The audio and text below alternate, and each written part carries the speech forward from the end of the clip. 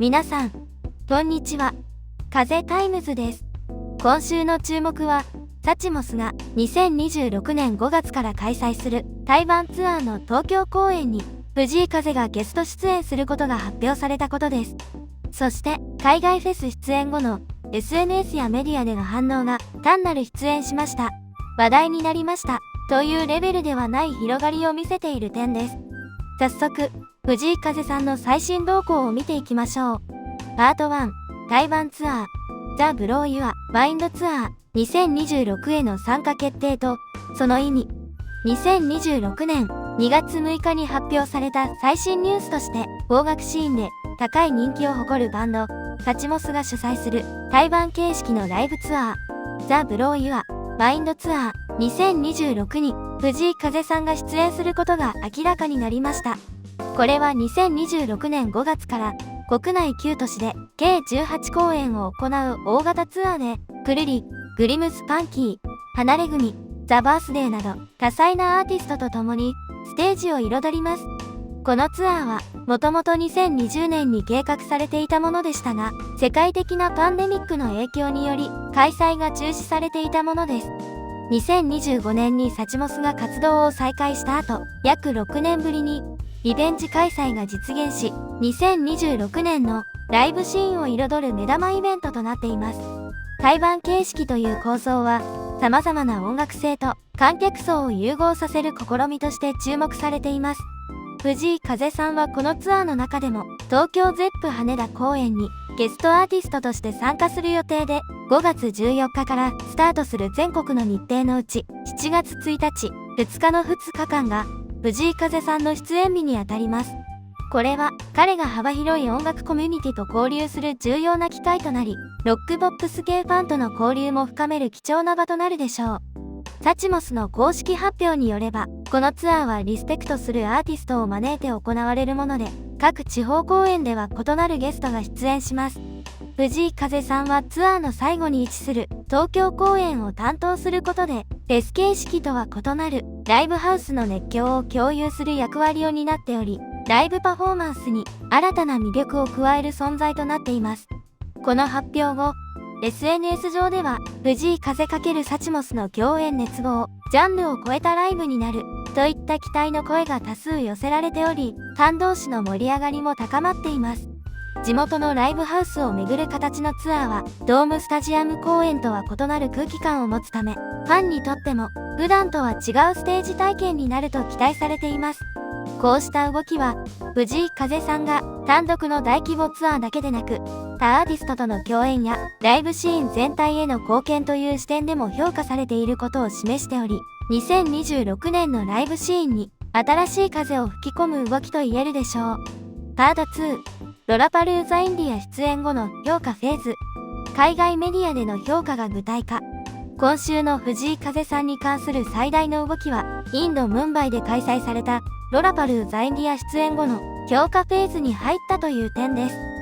出演そのものはすでに報じられていましたが、今週に入ってから、現地メディアや海外音楽系サイトでレビュー記事や出演者まとめ記事が相次いで公開されました。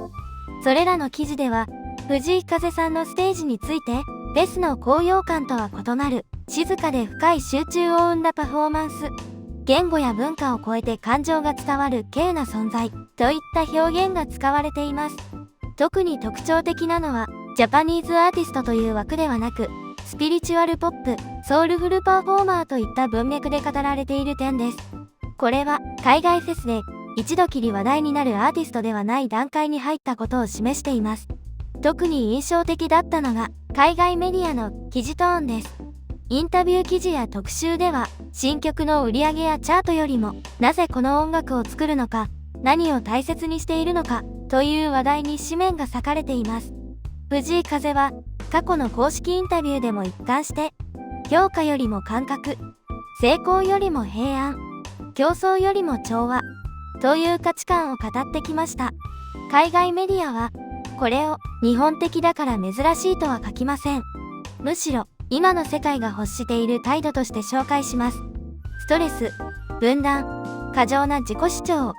そうした時代背景の中で藤井風の言葉や音楽は強く主張しない強さとして読まれています。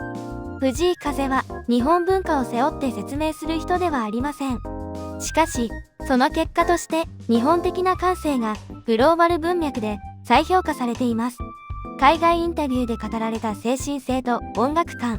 公開された海外メディアのインタビューでも藤井風さん自身の言葉がこれまで以上に深く紹介されています。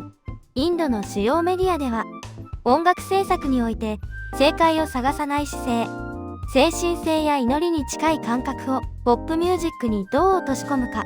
といった点が丁寧に掘り下げられました。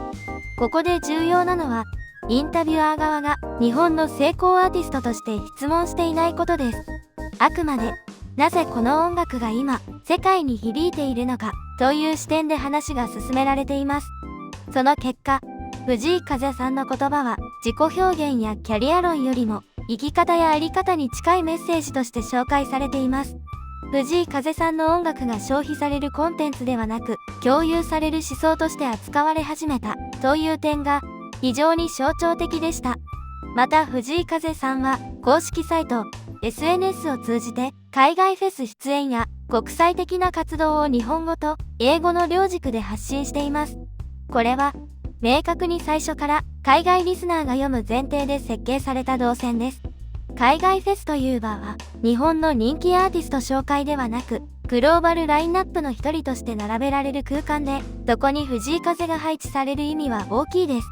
公式プロフィールではジャンルを J-POP に限定せずポップ、ソウル、R&B、ジャズと横断的に表現されています。これは海外メディアがレビューを書くとき、藤井風が日本代表として紹介されるフェーズを超え、世界の中の一人のアーティストとして整理され始めているという事実です。これは数字でドンと評価される話ではないですが、長期的には一番強い変化と言えます。SNS での新しいファン層の動きとリアクション。また SNS 動向で注目すべきなのは、初めて藤井風を知った海外ユーザーの投稿が目立って増えたことです。X や YouTube、Instagram ではロラパルーザインディアでの映像クリップに対して、初見だけど一気に引き込まれた。言葉はわからないのに感情が伝わる。この人の他の曲も聴きたい。といった入り口としてのリアクションが数多く見られました。これは既存ファンの盛り上がりとは異なり、新規層が流入しているサインです。特に YouTube のコメント欄では、どのアルバムから聴けばいいかを教え合う投稿や、楽曲の背景を説明するファン同士のやり取りが活発になっています。また藤井風関連投稿で目立ったのは、すごかった、最高だった、という SNS 的絶賛よりも、心境の感想でした。落ち着いた、安心した、言葉はわからないけど伝わった、自分の気持ちと重なった。こうしたコメントが、英語、スペイン語、ポルトガル語など複数言語で並んでいます。これはバズ型アーティストの反応とは違います。拡散速度は速くないけど深く残る。ライブ映像の切り抜きも煽り系編集ではなく、歌い出しや感想の間をそのまま残したものが再生されています。SNS 上で起きているのは熱狂ではなく共鳴と言えます。藤井風が今静かに支持される国際アーティストという最も息の長いポジションに入りつつあると言えるでしょう。今週は台湾ツアー出演決定、藤井風さんの海外フェスの評価が大きく報じられた週でした。国境やジャンルを超えて広がる彼の活動は世界の音楽ファンを魅了し続けています。来週以降も公式発表ライブ情報、SNS トレンドを追いながら最新ニュースを丁寧にお届けします。チャンネル登録をいただけると次の動画の通知が届きますので、ぜひお願いいたします。メンバーシップでの応援もいただけるととても嬉しいです。それでは次回の風タイムズでお会いしましょう。